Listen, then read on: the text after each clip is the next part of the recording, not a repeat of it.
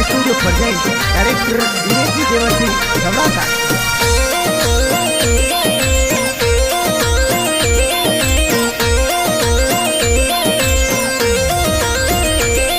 अरे पास तो तोरी जोड़ी आ तो लगे गणेरी फूटरी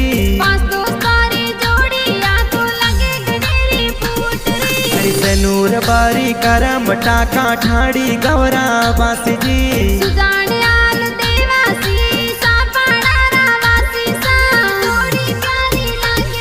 अरे अशोक भाई पटेल ये तो लेटा गौरा बासी जी अरे नूर बारी सुजान देवसी मौज जोर मनावसा